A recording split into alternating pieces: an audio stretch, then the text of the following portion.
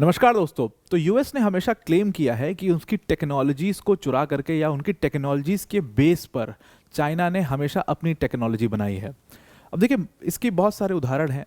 सबसे पहला उदाहरण अगर मैं अपने एक्सपीरियंस से बताऊं तो माइक्रोचिप इंडस्ट्री में यूएस इस चीज़ को पूरा क्लेम करता है। माइक्रोचिप इंडस्ट्री में आज भी टेक्निकली यूएस सबसे बड़ा प्लेयर है। चाइना ने बहुत कुछ किया है, बहुत ज़्यादा मतलब इम्प्रूवमेंट किया है, बहुत एडवांसमेंट किया है, लेकिन फिर भी वो माइक्रोचिप इंडस्ट्री में तो यूएस के बहुत करीब भी नहीं पहुंच पाया है इससे। और यूएस को क्लियरली वहाँ पर माइक्रोचिप इंडस्ट्री में एक एज है।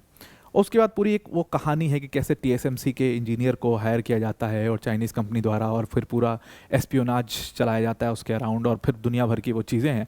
तो मतलब यूएस हमेशा कुल मिला जुला करके क्लेम करता है कि हर इंडस्ट्री में, ऐसे हर सेक्टर में, मतलब चाइना ने यूएस की टेक्नोलॉजी को चुराया है और फिर अपनी एक टेक्नोलॉजी बनाई है। और आज टेक्नोलॉजिकली आप किसी भी टेक में देखो तो चाइना के पास एक कंसिडरेबली एक एज तो है ही यूएस के मामले में।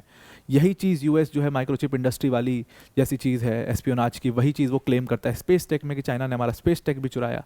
उसके बाद डिफेंस टेक में भी खास तौर से इस चीज़ को क्लेम करता है यूएस से। आज जो हम डिस्कस करने वाले हैं वो आज हम डिफेंस टेक के ऊपर डिस्कस करने वाले हैं, जो रिसेंट में डील हुई है यूएस की और सऊदी अरेबिया की, उसके ऊपर लार्जली इस डिस्कशन को बेस करेंगे। अगर हम कहें कि खुद यूएस की वजह से, खुद यूएस की गलती से चाइना को इनका टेक्नोलॉजी मिलता है, तो ये बात बिल्कुल गलत नहीं होगी, बात बिल्कुल भी रॉन्ग नहीं होगी, क्योंकि डोनाल्ड ट्रंप ने तो थाली में सजा करके ये टेक चाइना को एक तरीके से दे दिया है। समझने की कोशिश करते हैं कैसे दे दिया है और कैसे ये इम्पैक्ट कर सकता है, और कैसे इनको वार्निंग भी इस चीज़ की मिल चुकी थी पहले ही। तो इसको डिटेल में डिस्कस करते हैं, पर वीडियो में आगे जाने से पहले एक बड़ी अनाउंसमेंट है अनअकैडमी टीम की तरफ से कि अनअकैडमी ने आपको बिगेस्ट एवर ऑफर दे दिया है। अगर आप यूपीएससी सीएससी की प्रिपरेशन कर रहे हो और आपका अटेम्प्ट ईयर 2027 है 28 है, तो अनअकैडमी ने आपके लिए मतलब अपने यूपीएससी सीएससी की सब्सक्रिप्शन फीस के ऊपर बहुत बड़े डिस्काउंट सीधा 25% ऑफ कर दिया है। अनअकैडमी के टॉप एजुकेटर जैसे मृणाल सर, प्रतीक सर, सुदर्शन सर जैसे एजुकेटर्स आपको यहाँ पर पढ़ा रहे होंगे। तो इस बैच की लिंक हमने डिस्क्रिप्शन में दी है, इसको आप ज़रूर से ज़रूर ज्वाइन कर लीजिए। इसका आज लास्ट डेट है।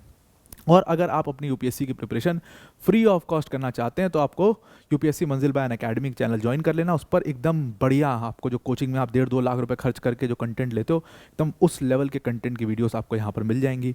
बस इसको फॉलो करते रहिए, आप आराम से यूपीएससी का कंटेंट, अपना यूपीएससी सीएससी की प्रिपरेशन कर सकते हैं। Now coming back to the topic. अब देखिए हुआ क्या है, सबसे पहले इस डिस्कशन का कंटेक्स्ट सेट करने की कोशिश करते हैं।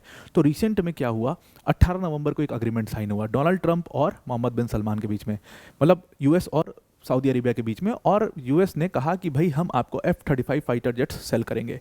अब ये F-35 फाइटर जेट्स की आप कैपेबिलिटी अगर समझ लें तो इस टाइम पर प्रोबेबली सबसे सोफिस्टिकेटेड फाइटर जेट्स अगर पूरी दुनिया में कोई है तो वो F-35 फाइटर जेट्स हैं।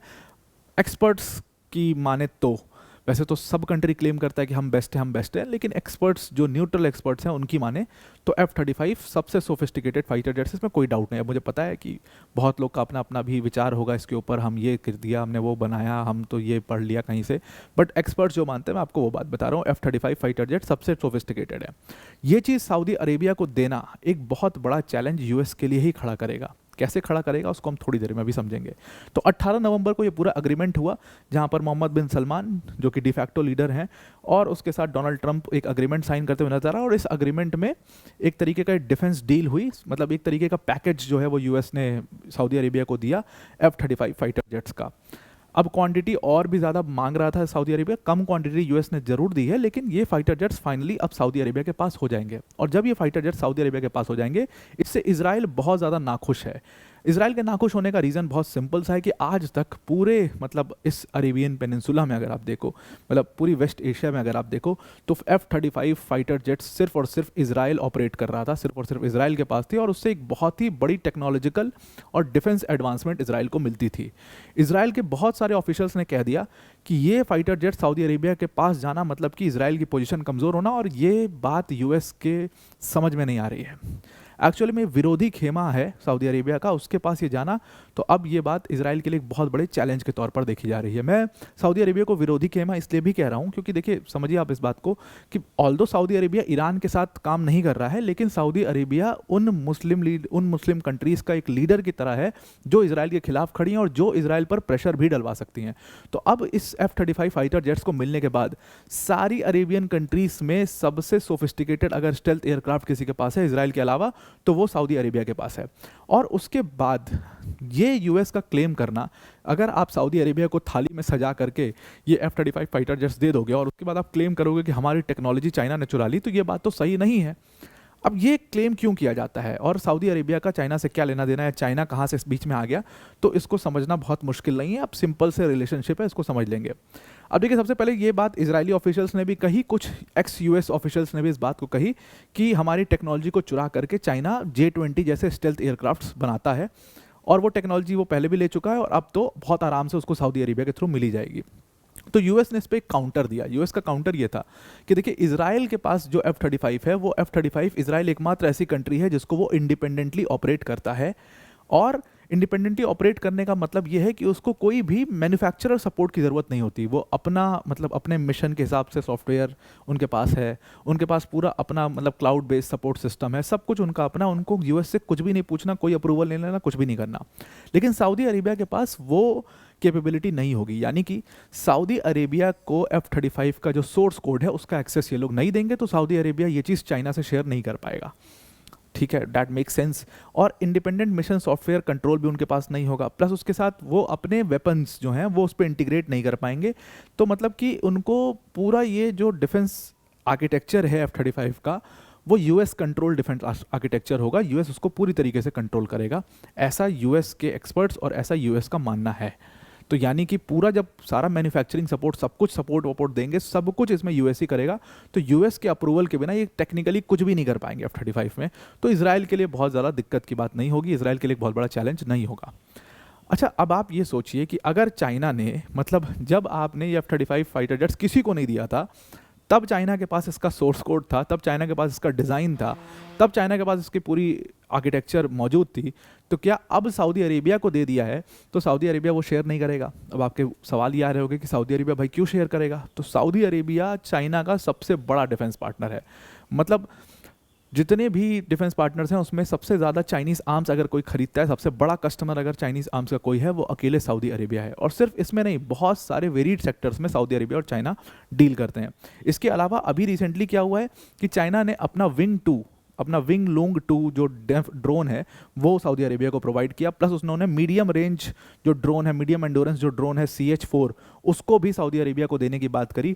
प्लस उन्होंने कहा कि अभी जो हम J-35 twin engine stealth fighter है उसको भी सऊदी अरेबिया को एक्सपोर्ट करेंगे। तो इससे आप समझ सकते हो कि इन दोनों देशों के बीच में किस तरीके के डिफेंस रिलेशंस हैं। अगर चाइना ने सऊदी अरेबिया को पूरा डिफेंस के ऊपर अपना एक्सेस दिया है, अपने डिफेंस टेक के ऊपर एक्सेस दिया है, तो क्या सऊदी अरेबिया के पास जो डिफेंस टेक्नोलॉजी होगी उसके ऊपर चाइना का एक्सेस नहीं होगा? इस बात को आप बिल्कुल भी नहीं नकार सकते। इस बात को आप कैसे मान सकते हो?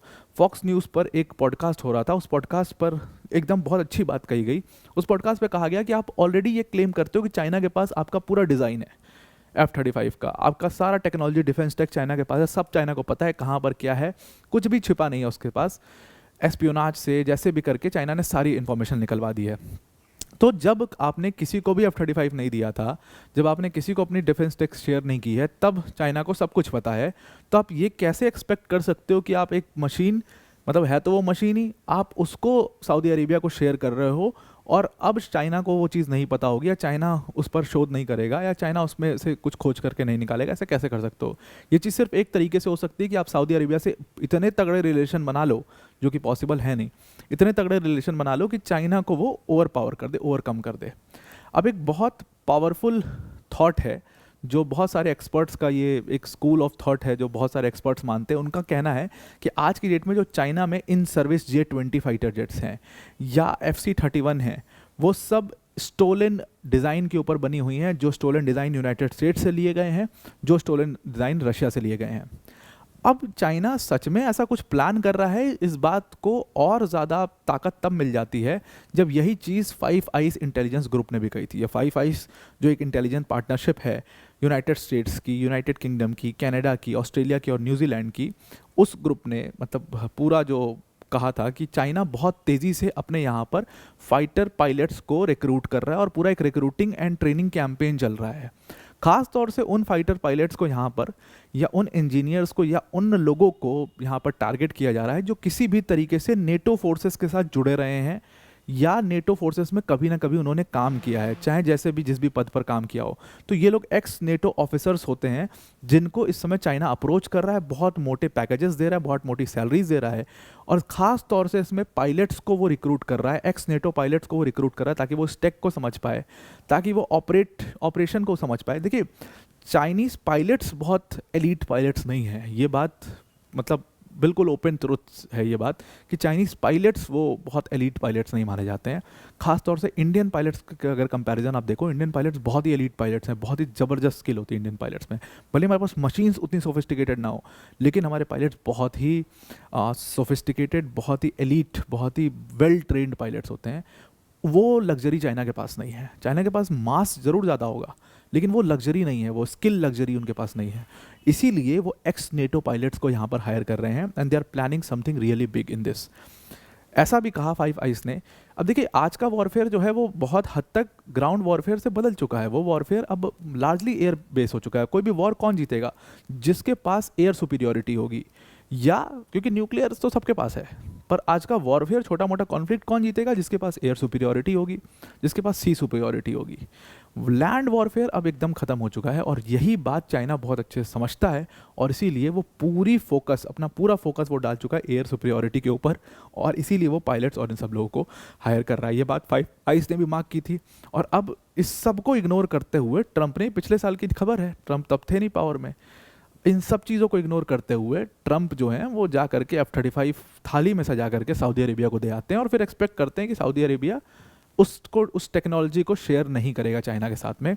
तो इजरायली एजेंसीज या जो फाइव आइज या जो बाकी के एक्स यूएस ऑफिशियल्स इस बात को कह रहे हैं, वो बिल्कुल ठीक कह रहे हैं। ट्रंप को थोड़ी सी जियोपॉलिटिक्स वो थोड़ा सा अपने नज़रिए से देखते हैं बस, और बाकी के पर्सपेक्टिव्स को नहीं सुनते हैं। आई होप आपको पूरा आर्टिकल समझ में आ गया होगा।